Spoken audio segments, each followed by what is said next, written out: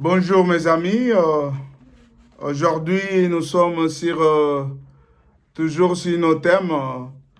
Dernièrement on a eu 75 jours de prolongation pour vraiment l'ouverture de Millennium. Avant vraiment les Millennium, il y aura 75 jours selon les prophéties de Daniel et puis selon des gens dans l'Apocalypse, 75 jours pour préparer. C'est une période de transition pour vraiment l'ouverture de Millennium. Et cette période-là, on va consacrer Christ comme roi, parce que jusque-là, il n'a pas encore consacré, selon Psaume chapitre 2, verset 6. On va le consacrer, il y aura la fête de noces pour vraiment le racheter, l'église, comme vous voulez. Maintenant, ce n'est plus l'église. À cette époque-là, on ne parlera plus de l'église, mais c'est les racheter. Il y aura la fête des noces, il y aura la préparation, beaucoup de choses ont été ébranlées. Il y a eu un grand tremblement de terre qui a vraiment détruit beaucoup de choses. La bataille d'Armageddon, beaucoup de choses ont été rescapées. Il y a eu beaucoup de gens de morts, de morts.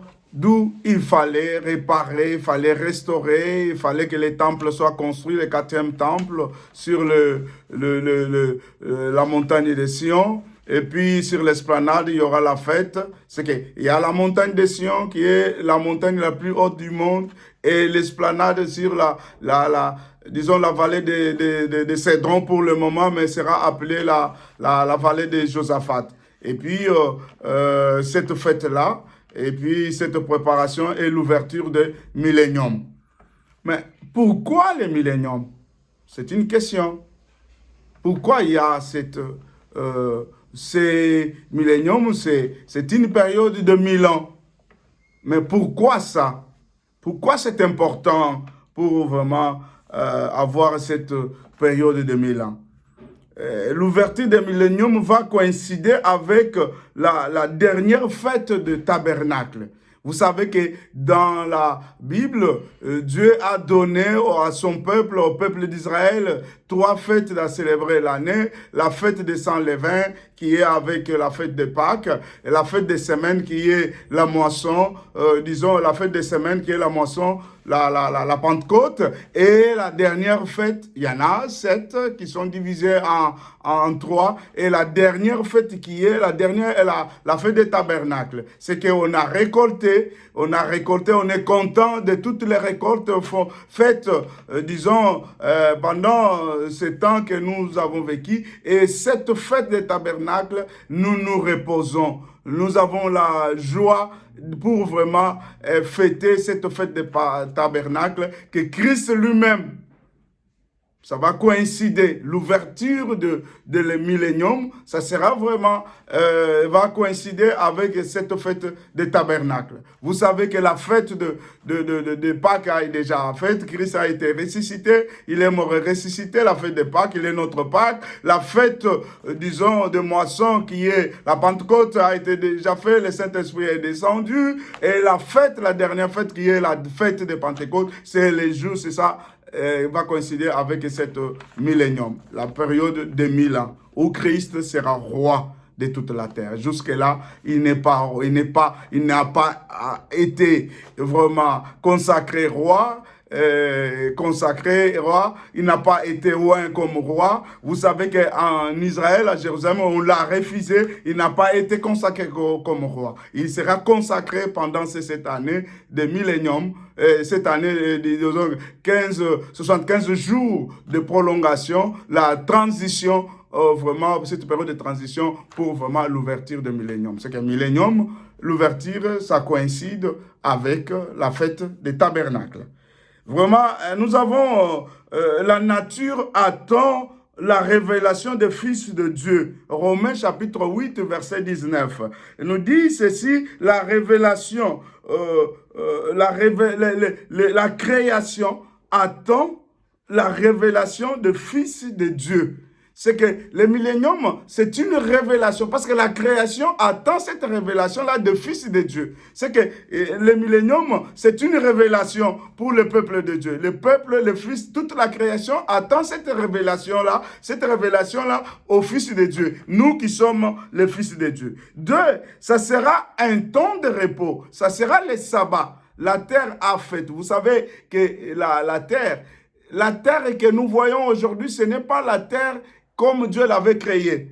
À cause des péchés, à cause de tout ce que les hommes, les diables, les démons, les choses, la terre, il y a la pollution, il y a beaucoup de choses. Tout ça, c'est à cause du péché. La terre qui a été créée, disons, quand l'homme était créé au paradis, disons, au jardin d'Éden, qui dit seulement les délices, c'est un jardin de délices qui dit seulement là où il y a tout, ce n'est pas la même terre. D'où ça sera le repos, parce que avant de cette période de transition de 75 jours, la terre sera régénérée, les ciels seront régénérés. Vous vous rappelez que le temps de 7 années de tribulation, le jugement de Dieu pour vraiment, il a jugé la terre, il a jugé les ciels, il a jugé les eaux, il a jugé les arbres, il a jugé vraiment, c'était un temps de régénération. Et maintenant,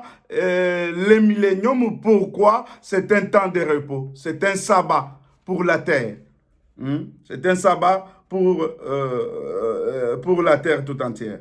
Et trois, c'est l'accomplissement des promesses de l'Ancien Testament. Les milléniums, les prophètes, beaucoup de prophètes de l'Ancien Testament, ils ont prophétisé pour vraiment cette période de millénium. D'où ça sera un temps, ce sera l'accomplissement des prophéties de l'Ancien Testament. Vraiment les milléniums. Aussi, et ça on a déjà lu, la création attend-elle avec ardent désir la révélation du Fils de Dieu. Comme nous dit aussi dans les Romains, on peut lire aussi là, en effet, la création attend avec un ardent désir la révélation des Fils de Dieu. Car la création tout entière a été réduite à une condition bien dérisoire. Cela ne s'est pas produit de son gré, mais à cause de celui qui l'a soumise. Il lui a toutefois donné une expérience.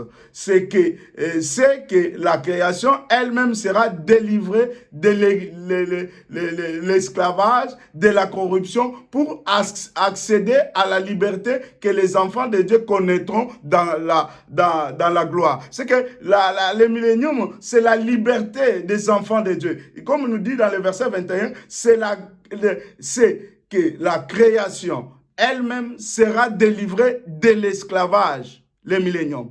Pour dire que la création elle-même sera délivrée de l'esclavage. Le millénium, c'est une délivrance de la création. On délivre toute la création est délivrée de l'esclavage, de la corruption, pour accéder à la liberté que les enfants de Dieu connaîtront dans la gloire. Dans la gloire. C'est que le millénium, c'est d'abord une délivrance délivrée de l'esclavage, de la corruption, pour accéder à la liberté que les enfants de Dieu connaîtront dans la gloire. C'est vraiment ça, le millénium. Pourquoi le millénium? L'établissement du royaume de Dieu sur terre. Pourquoi le millénium? L'établissement du royaume de Dieu sur terre. Matthieu chapitre 6, verset 10 nous dit ceci. Que ton règne vienne, que ta volonté soit faite sur la terre comme au ciel. Que ton règne vienne, que ta volonté soit faite sur la terre comme au ciel. Au ciel, la volonté de Dieu est faite.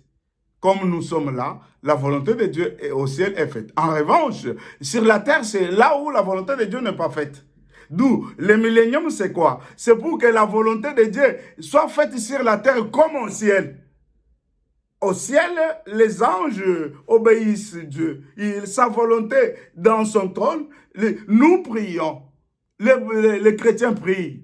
On récite même ça. C'est parmi la prière de notre Père qui est au ciel. Que ton règne vienne, que ta volonté soit faite sur la terre comme au ciel.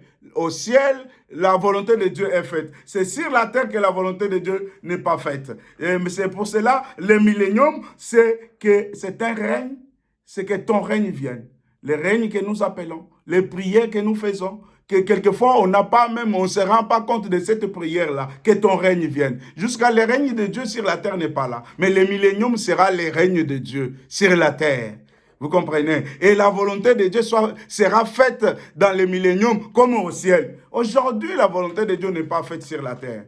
Il y a les démons qui circulent sur la terre, il y a les gens qui ne croient pas en Seigneur, il y a les débauchés, il y a les péchés dominés. Le monde entier est tout sous l'emprise de l'ennemi. Le millénium sera vraiment le règne de Dieu, le royaume de Dieu et le règne de Dieu. De toute la terre, il n'y aura pas un autre royaume, il n'y aura pas l'autre royaume. C'est Dieu qui va régner sur toute la terre. C'est pour cela le millénium. Pourquoi le millénium? C'est quoi le millénium? C'est le règne de Dieu. L'établissement du règne de Dieu sur la terre. La volonté de Dieu, la prière que nous faisons tout le temps, que ta volonté soit faite sur la terre comme au ciel. Que ça sera fait dans le millénium. Ici, maintenant, la volonté de Dieu n'est pas faite. Il y a certains qui font la volonté de Dieu. Pas tous. Pas tous les hommes font la volonté de Dieu. Mais à cette époque-là, la volonté de Dieu sera faite. C'est pour cela, pourquoi le millénium? C'est l'établissement du royaume de Dieu sur terre. Et il n'y aura que Dieu qui gouvernera vraiment sur toute la terre. Là, comme je l'ai dit, le millénium, c'est une période de 1000 ans. Qui est vraiment une période de 1000 ans, on appelle ça le millénium, qui va être après les 7 années de tribulation. Le peuple de Dieu a été enlevé pour les empêcher, pour vraiment l'épargner de 7 années de jugement, vraiment pendant les 7 années de tribulation. Ce n'est pas parce que quelquefois les chrétiens voient que c'est l'antéchrist qui fait tout ça. Non, ça c'est un jugement. C'est un jugement que Dieu juge la terre.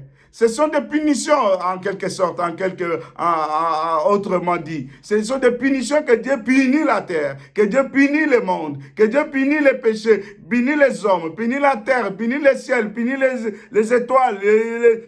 On a vu un peu, si nous lisons Apocalypse, tout vraiment le plaît, comme on a vu les 4 cavaliers de l'Apocalypse, on a vu les 7 anges avec cette trompette, avec les 7 fléaux qui sont vraiment les 7 coupes pour les derniers fléaux vraiment de cette année de tribulation à la fin. Et à la fin, c'est Jésus-Christ qui descend sur le mont d'Olivier. Et dès qu'il met ses pieds sur le mont d'Olivier, et vraiment le mont d'Olivier se fonde en deux, se partage en deux et une grande vallée. Aujourd'hui, c'est la vallée, il y a une petite vallée qui est là et qu'on appelle la vallée de Cédron. Mais à cette époque-là, vraiment, ça sera une grande vallée, là où toutes les nations seront là. Là où le Seigneur va juger les nations, va précipiter les autres, et les autres, ceux qui vont être choisis, qui vont entrer dans le millénium pour peupler le millénium. C'est que le millénium, c'est le royaume de Dieu, l'établissement du royaume de Dieu sur terre.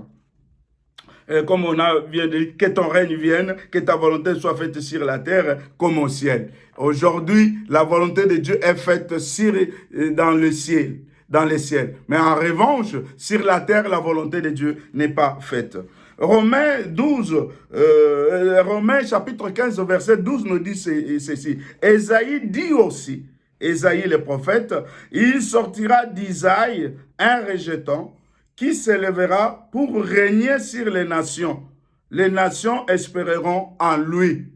C'est le prophète Ésaïe, dans Romains chapitre 15, verset 12, et Ésaïe dit aussi, il sortira d'Isaïe. Isaïe, c'est le père de roi David. Et un rejeton, c'est Jésus-Christ qui s'élèvera pour régner sur les nations. Les nations espéreront en lui. C'est qu'il y aura une période, il y aura un fils, un rejeton, un fils d'Isaïe, il sortira d'Isaïe un rejeton qui s'élèvera pour régner sur les nations. David n'a pas régné sur les nations. Il a régné sur Israël. C'est après sa mort, Salomon, et après Salomon, il y a eu scission vraiment entre Roboam et Jéroboam, qui ont le pays, disons, les royaumes de Juda et les royaumes d'Israël. Mais ici, un rejeton qui sortira d'Isaïe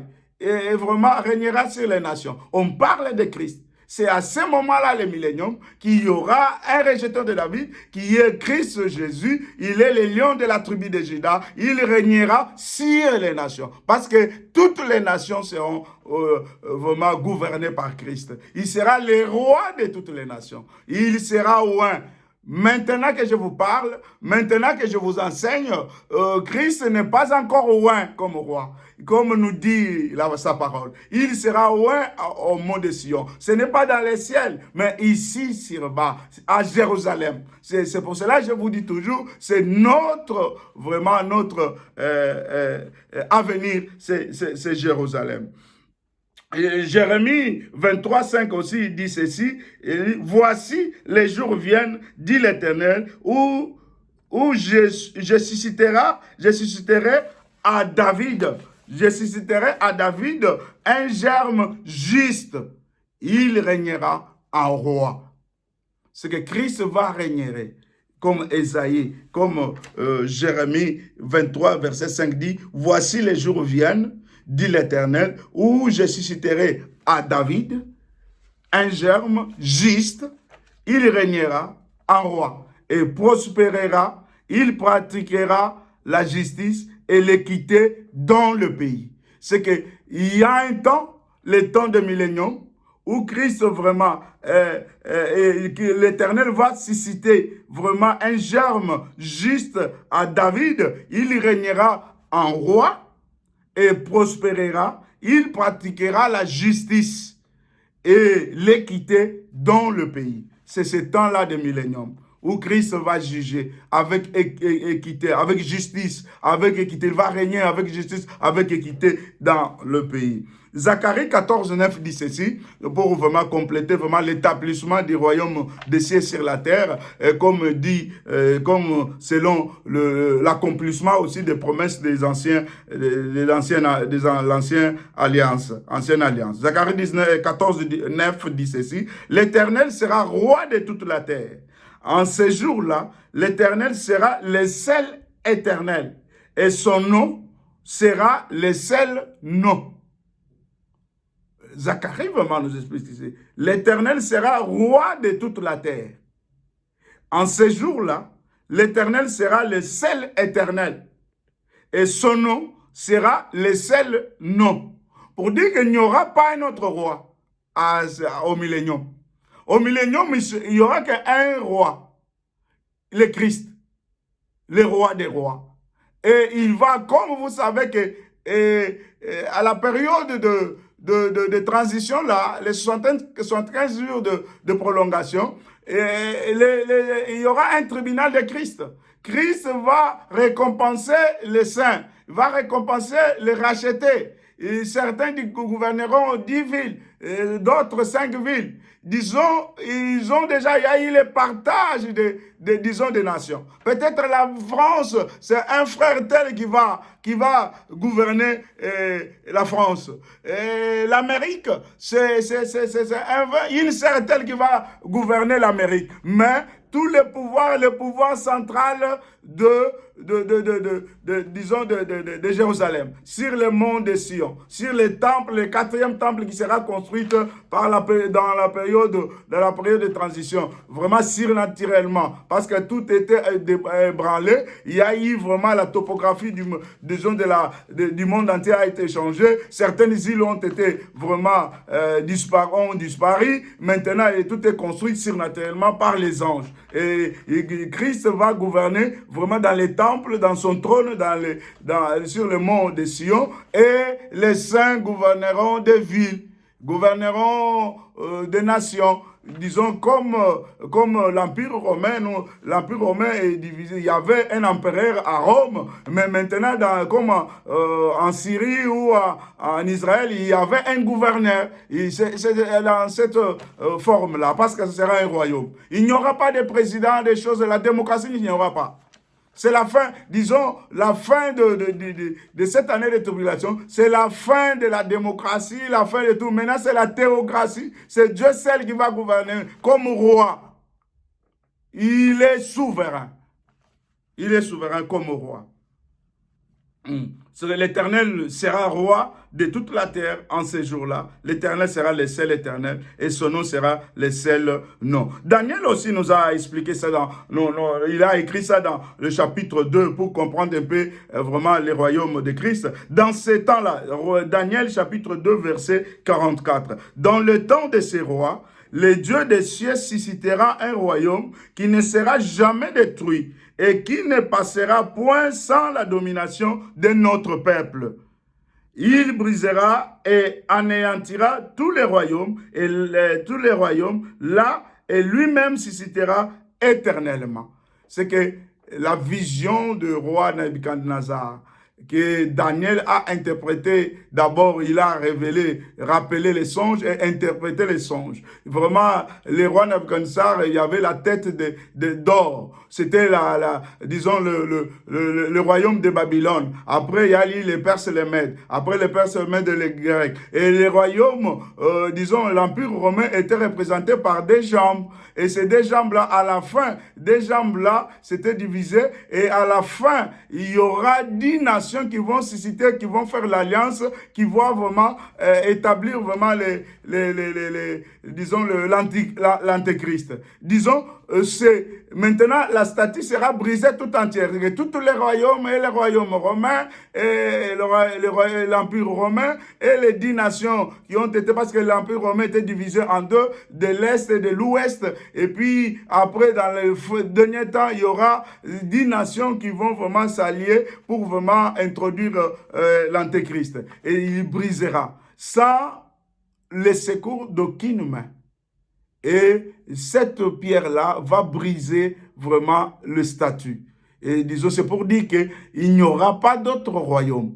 Il n'y aura pas d'autre roi. Mais c'est Christ lui-même qui va régner dans le monde entier. Comme Daniel nous dit dans la domination de notre peuple, il brisera et anéantira tous les royaumes là, et lui-même subsistera éternellement.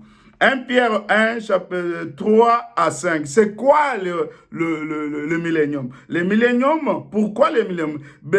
1 Pierre 1 plutôt, 3 à 5 nous dit ceci. Béni soit Dieu le Père de notre Seigneur Jésus-Christ, qui selon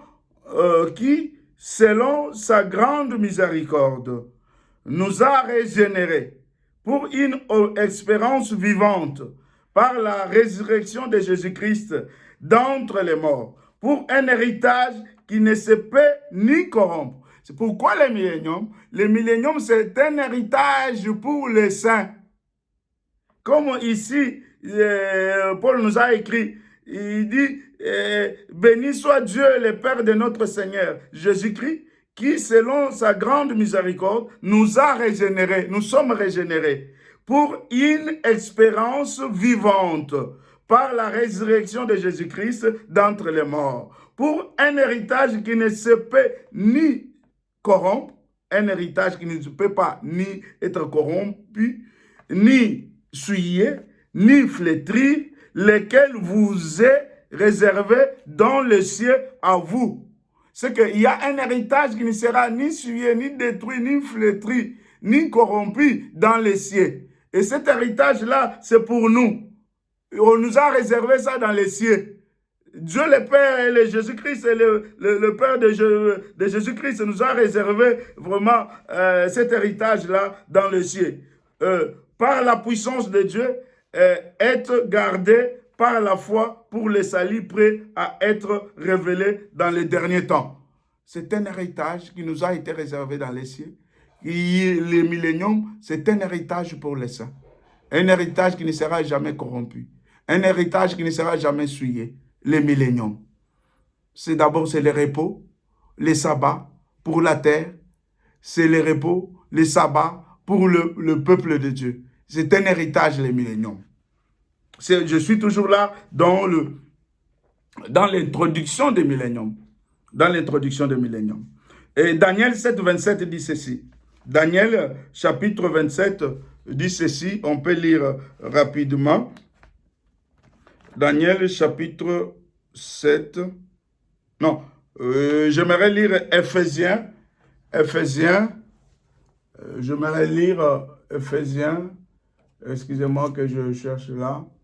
Éphésiens, chapitre 1, 16 à 18. Éphésiens,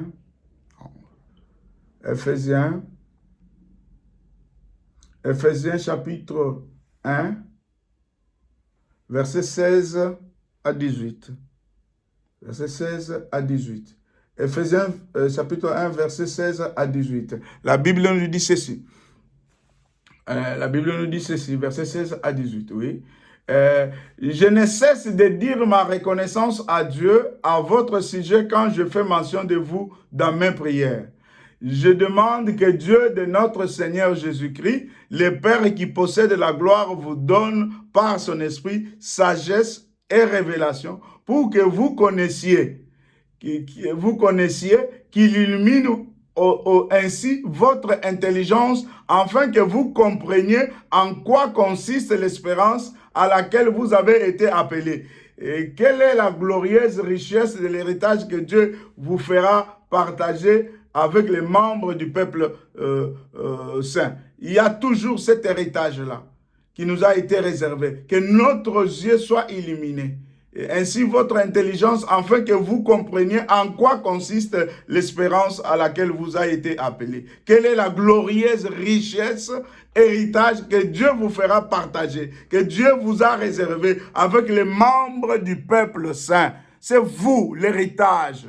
Il faut que le Seigneur, Paul nous écrit aux Éphésiens, pour vraiment que le Seigneur nous donne vraiment, que l'Esprit nous illumine vraiment, les yeux de notre cœur, pour comprendre quel est l'héritage que nous comprenons, que les yeux de notre cœur illuminent ainsi votre intelligence, afin que vous compreniez en quoi consiste l'espérance à laquelle vous avez été appelés, quelle est la glorieuse richesse à l'héritage que Dieu vous fera partager avec les membres du peuple saint. Ça, je lis dans la version parole du semeur, des semeurs. Vraiment, nous avons toujours l'héritage. Pour que les yeux, Paul écrit, pour que les yeux de notre cœur soient illuminés, pour que nous comprenions l'héritage vraiment qui nous a été réservé, nous, le peuple des saints, le peuple de Dieu. On pourra aussi lire même aussi Daniel chapitre 7, verset 27. Je dis rapidement, Daniel 7, 27. Daniel 7, 27. Oui. Daniel 7, 27. Toujours la parole... Non, ce n'est pas 7 là.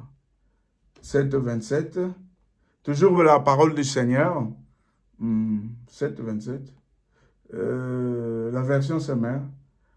Oui, les règnes, la souveraineté et la grandeur de tous les royaumes qui sont sous le ciel seront attribués aux membres du peuple saint du Très-Haut.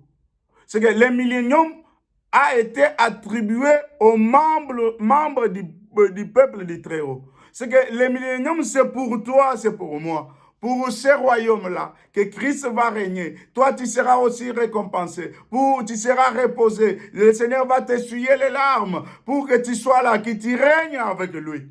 C'est un royaume ici pour vraiment nous effacer. On a été épargnés dans la période de tribulation. Maintenant, nous sommes récompensés dans les 75 jours de la transition, avant l'ouverture du règne millénaire. Et l'ouverture du règne millénaire, ça coïncide aussi avec la fête des tabernacles. C'est qu'on a récolté, on est content, on est dans les repos. C'est pour cela le millénium, c'est un repos pour toi. C'est un royaume qui a fait aussi pour les saints, le peuple saint, que nous régnons.